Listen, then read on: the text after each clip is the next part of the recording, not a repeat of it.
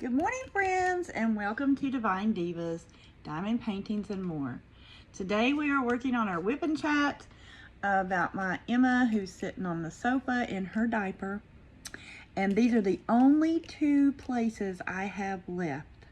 So we're going to do this one today and this one next week, which probably next week I'll have over half of this done, so you know, we can see what's going on with it. And then, not this Friday, but next Friday, you can see how I framed this one, which will be different than the one I framed where Emma was going over the Rainbow Bridge.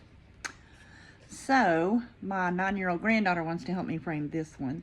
So it's going to be extra special because she's going to help me do that. And you'll see what little added touches she puts on there that is so cute. Or it sounds like it's going to be cute, which I'm sure it will be because she's 9 years old. I mean, kids come up with some of the craziest, coolest, cutest ideas, you know. So anyway, we're going to go ahead and get started with this. So let's peel off our paper. I love that sound. And put some beads in our tray. Now, this is a square, so squares are more time consuming for me. Don't know about anybody else, but I know for me they're a little bit more time consuming because I have to I get really sloppy on here, but then once I get it finished I straighten them out, and I'll show you how I do that later, but not today. But let's go ahead and get started on our number ones. And I do these like number 1 through 17. Doesn't have 17 colors, so I'll do number 1 through 8, and then number 9 through 17 is alphabet.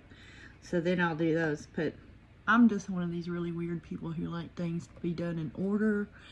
And I don't like to have to pick out, you know, like this little square and then do this and then I don't know. That's just me. Everybody does everything different, and there's no right way or wrong way to do these, so you do them however you want. You are the boss of your own diamond painting. You are the queen or the king, whichever it may be, to do however you want. Now, I will say this. I've been having some trouble out of my right shoulder. I'm right-handed right here. And I've been having some trouble out of my right shoulder and my right arm a little bit. I don't know if it's because I'm working too much on too many diamond paintings, or I don't know what I've strained it somehow or hurt my arm somehow. I'm not really sure. But I do know that I've been taking Tylenol and ibuprofen and to try to get this pain to go away. And I'm telling you what. I even smell like old granny, as my kids would say, because I've been putting on, not really Bengay, but other things that are muscle, things like I have a magnesium stick. That's really good, believe it or not, that for soreness in your muscles and your joints. You can get those pretty much any pharmacy. I've got, it's kind of like mentholatum, Vicks Vapor Rub, whatever, but it isn't. It's called something else. I got it at Burlington Coat Factory, I think. Over in the cosmetic section where, you know, they have cosmetics there, but it's like where all the ointments and stuff are, you know, like the Vicks Vapor Rub and everything. I don't know what it's called, but it's really good, and it don't smell too bad. It smells birchy, is what I call it, but so does Vicks Vapor Rub. Anyways, I've been dealing with all that. So I'm kind of going a little slower today too because of that. I don't want to hurt myself because I'm reaching up instead of down, reaching up. But listen, I love diamond painting, and there's a lot of stuff that has to happen before I will calm down on it. Okay, so from this point on until the end of the video, I had to do a voiceover, which is what I'm doing now. because I forgot yesterday, which was when I done this video on the 19th. And things were going on last night. We played family game night and all kinds of stuff. And honestly, I completely forgot about putting my video on YouTube last night. So I'm doing it today, which is Tuesday the 20th. She's coming in and knocking on my door. And I said, I hope you are not knocking on my door because you want to know WIP results. Doing a voiceover today. She said, no, I'm looking for my pants. But I was just going to ask everybody how your week had been last week. Only dirty clothes I got left to clean is the ones in the what's floor been in the going on in your world. And, of course, I'm going to do my sheets and blankets and stuff. But I know that things happen. Oh, thank and you. we all get busy and we all have things to do. And, you know, prayerfully you have family to do things with. I know some people don't have family to do things with, and some do. And thank God I'm very blessed to have a lot of family that love me and that care for me, and that I love them and care for them. For the most part, I get along with all my family, on my mom's side and my dad's side, and trust me, I ain't talking about like 10 people on each side. I'm talking about hundreds of people on my dad's side. My mom's side, not so many, unless you count like second, third, fourth, and all those type cousins. Well, I would count second and third cousins, actually, believe it or not. But we still don't have 100 on my mommy's side. But on my dad's side, yeah, way over. Anyways, if you don't have family, I'm so sorry. But, you know, if you are a Christian, you're in God's family. I don't know what is wrong with me. I can't talk that well today. I'm so sorry. Diamond painting. Anyways, you're in God's family. And so you do have a family. Anywhere from like $2 to not blood. $20. Well, it is blood. If you count Jesus' blood, I take that back. But you can also get these from a place called Diamond Art Club, which actually does the artist. What I was wanting to talk to you about yesterday, like $50, usually $45, was my dad, for one painting. Because yesterday I was watching this woman a while ago, and she was like, his I don't get anything except for the diamond art because heavenly birthday. I don't want to exploit the He went to heaven 23 years ago yesterday. I thought, girl, you go ahead. That was one of the worst days in my entire life. That one, the one where my son went to heaven, my daughter went to heaven, and my little puppy dog went to heaven. Okay. Those are the 4 worst days of my life. But it started with my son Andrew in 1997. I was 6 months pregnant with him, and he was just born too early, and he lived for 20 minutes and then went to heaven. Then in 1999, I had my daughter Michaela. I was 5 months pregnant, and my water just broke, and she was under 1 pound. Andrew was 1 pound and 15 ounces, but Michaela was like 10 or 11 ounces. She was really tiny. I mean, Andrew was too, but she was really tiny too. And she passed away before I gave birth to her. So those were 2 of the hardest moments I had ever had in my life at that point. But you know, I wish they were here, but at least I know where they are. And like I've said before, I can't have them come back here with me, but I can go to them. And prayerfully, that's where I will go when I die. I'll go to heaven and be with them. But then in January 19th, 2003, my daddy passed away, and I thought I couldn't live one day without my dad. Me and him were so close. I was always a daddy's girl. Where he went, I went. You know, I went to work with him. He was a truck driver. I'd go to work with him and ride in his big truck and go places with him. He used to travel across the country. Of course, I didn't do none of that because when he was doing all that, I was in school, so I couldn't. But if I could have, I would have. And he would have took me too. But I could talk to him about anything and everything. Didn't matter what it was. He was my best friend, my confidant. He always seemed to understand what I was talking about or what I was going through. And if he didn't, he done his best to try to understand. And he was so sweet and kind and a very godly man. And he would pray about things with me. He would, we'd go hiking. When I was younger, we went hiking all the time. And we'd go out to dinner. And I remember he had non-Hodgkin's lymphoma. He got diagnosed with that when he was 54, I think.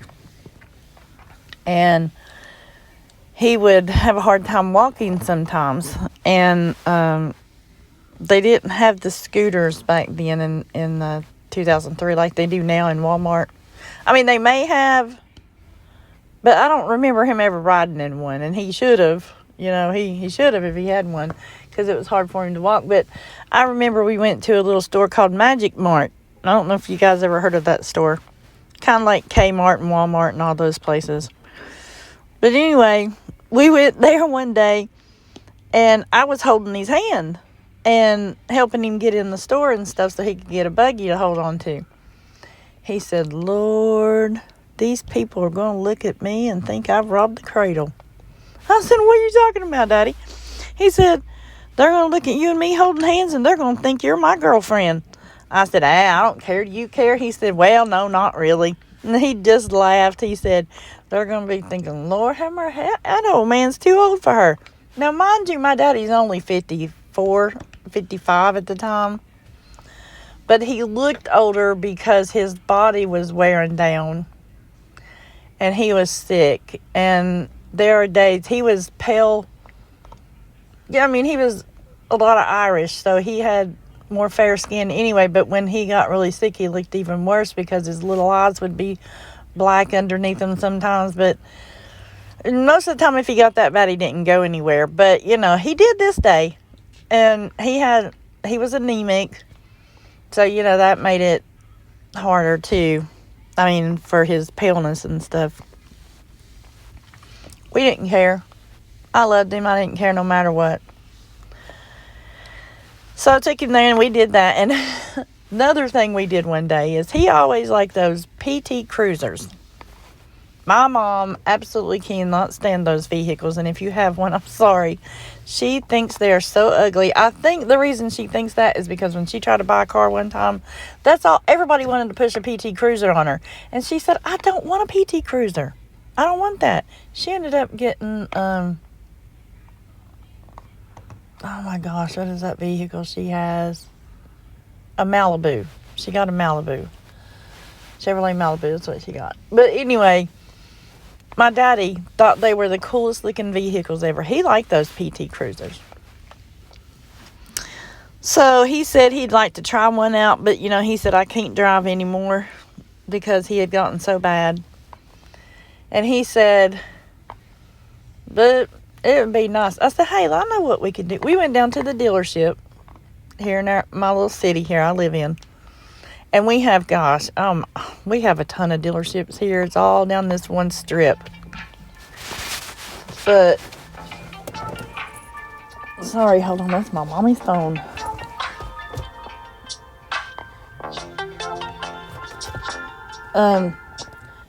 Anyways, we went down to one of the dealerships. And I told him, I said, "My dad is passing away. He's dying, And I said, "Is there any way that I could just try one of these vehicles out and let him ride in it? Because I'm going to tell you, I'm not going to buy it. I just want to take him for a ride in one." And that salesperson, he was so nice. He said, "Honey," he said, "listen," he said, "you take your daddy out and you stay out all day if you want to. I don't care. Take that vehicle out and you just have a good day with your dad." Whew. It makes me want to cry. Because such little things like that meant so much to me and my dad. Just having fun together. we were just making memories. We've done that my whole life. We did nothing but made memories. I'm sorry, I don't mean to cry on you, but it's hard. So I took him out. We went and rode that car all over the place that day. I think I even put gas in it because we ran so much gas out. We went and ate out that day. And that was a really good day for me and him. We had so much fun just trying a crazy car out. It's the little things sometimes in life. It doesn't matter. I mean, you need to live like today is your last day on this earth, but not in a morbid way. I mean, have a good day. God says, today is the day the Lord has made. Let me rejoice and be glad in it. Well, he means rejoice in him, but he also means rejoice and be glad in it is to have a good day. Now, I don't have time to be grouchy and grumpy and hateful and mean and all that toward people because, I don't know if I'm ever going to meet that person again. They can be grouchy and hateful with me, and I'll be like, hey, listen, there ain't no need in that. Man, come on. You don't need to be mean like that. And I don't know. God's given me a gift to talk to people in certain ways. And I have talked so many people down from their hateful, grouchy attitude. And they'd come back and they'd say, I'm so sorry. I didn't mean to be mean and hateful with you, but I'm just having a bad day. I was like, look, man, I understand. Everybody has bad days, but you don't have to take it out on a stranger. Don't take it out on me, And they've apologized. I don't know how many people have done that. But anyway, that's another story for another day. Anyway, getting back to my daddy. So, when my dad was 56 in November of 2002,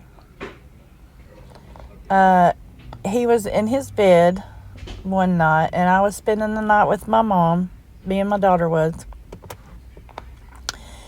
And I heard like a big gasp or something, and I was like, what in the world? So I went in there to check on him, and he was laying in the bed, and he was jerking and twitching, and he had sleep apnea, but he had his CPAP on, and he was just jerking and twitching, and like he was having a seizure, and he had never had a seizure. So I went in there and I picked him up. Well, I didn't pick him up off the bed, but I raised him up off the bed from his waist up, and he just sit there and rolled his eyes back in his head, and he just quit breathing. And he defecated on himself. He peed on himself. Because when you die, that's what you do. All your fluids just empty out of your body.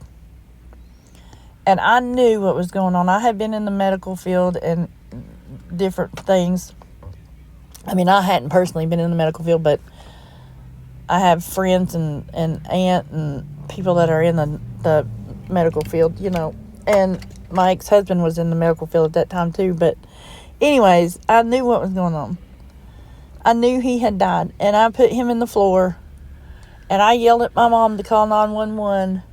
And she came in there, and I got right on top of my daddy, and I started giving him chest compressions, and I said, you will not die on me. You will live.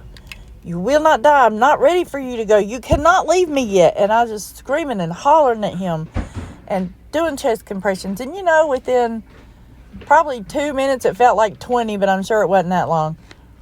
He came back to us, and he took a big old deep breath, and he jumped. I mean, I'm serious. Now, my daddy could not hardly walk. He could barely move, walking. He would scoot his feet a lot.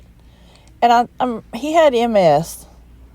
So I'm sure a lot of this is from the MS, but the scooting part and stuff, But anyway, he had that and the non-Hodgkin's lymphoma and stuff. But he jumped up off his feet. And he was like, Jesus signed my pardon. Jesus signed my pardon. And me and Mom's looking at each other like, what? I mean, he was just jumping around like he was 16 again. And he kept yelling, Jesus signed my pardon. Jesus signed my pardon. And come to find out, Mom called the rescue squad. They got there and they're like, he's fine. We can't find anything wrong with him. His heartbeat was fine. His blood pressure was fine. All the things they check out, they were fine. But we took him to the hospital anyway, make sure. And he was good. Sorry. I'm so sorry. I didn't mean to do that.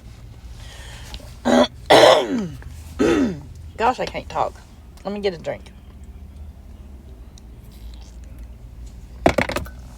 So anyway, come to find out, in 2003, around the exact same time in November, last part of November, first part of December, my daddy died again. And Jesus brought him back just long enough for us to have some, and I mean this in a good way, seriously crazy, awesome, sad, and grieving days for 45 days. What I mean by that is my daddy died on my mom this time, and I wasn't there. She brought him back with God's help, of course, and she called the rescue squad. They came and got him, took him to the hospital. Well, they didn't have something that he needed at that particular hospital because they lived way out in the country.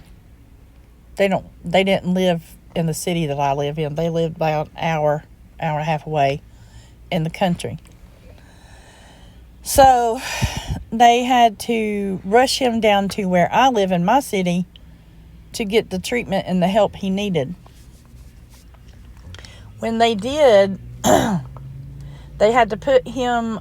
He was on a ventilator, by mouth. What is that called? Anyway, it was in his mouth. And then when they got him to where I live, they had to put a trach in because, he couldn't live with the other one because he'd been on it for a couple days at this point or something. Anyway, they had to put a trach in, and he never wanted a trach ever. He never wanted that in his whole life because he'd heard too many horror stories about it, and he just didn't like nobody messing with his neck.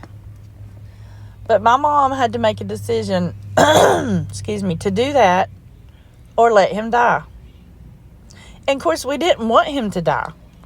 He was 57 years old. He was too young to die. So,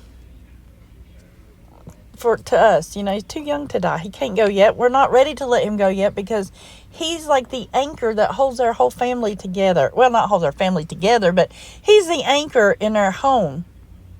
We all depend on him in certain areas. We all love him so much. He could have never been loved any more from anybody else than me, my mom, and my daughter especially. I mean, my ex-husband loved him too, but not like me, my mom, and my daughter, So anyways, she made the decision to go ahead and have the trach put in the hopes that my daddy would still be here and be healthy and, as healthy as he could be and, things like that, and that he wouldn't leave us. Well, for 45 days, like I said, we have all this documented in a notebook. Me and my mom both kept notes every day, what was happening. Some days he would have good days, he would be up. Other days he would be down. Some days he would sleep for 2 or 3 days, and then he would wake up and tell us things. He would tell us how he went to heaven and how he seen the streets of gold, and it was so beautiful. He told my pastor that. He didn't speak it. He wrote it on a piece of paper, of course. But love his heart, he got to the point where he couldn't write. He's got so weak. That is what I'm writing this book about. My book is called My Daddy, My Hero. I'm trying to get it out. And like I said before on this channel, it is the hardest thing I have ever done in my entire life. I have never, ever wrote a book, first off. But I have never, ever wrote any kind of stories that has been this hard because it's so personal and it's so close to my heart. that it brings up so many memories, good memories, but some bad memories of him, like being in the hospital and stuff, that it's just so hard to do. And I'm not one of these people who can explain things out. I like to tell things sometimes short, sweet, and to the point. But my mom and my daughter, they can drag things out and tell it like a real story. But neither one of them will write this book.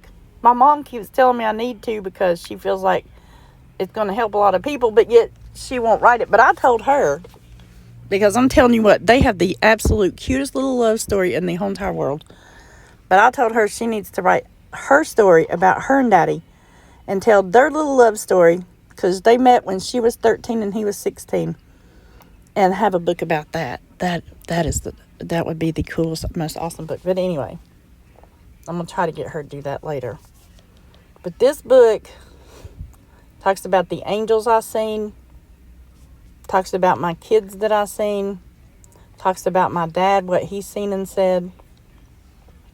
So when I get this book written, I will definitely let y'all know. But my time is about up here, so I'm going to tell you goodbye. Don't forget to be kind, love one another, laugh, and enjoy life. And be blessed. And I will talk to you soon. Bye. I did forget to mention how my daddy passed away. He had pneumonia.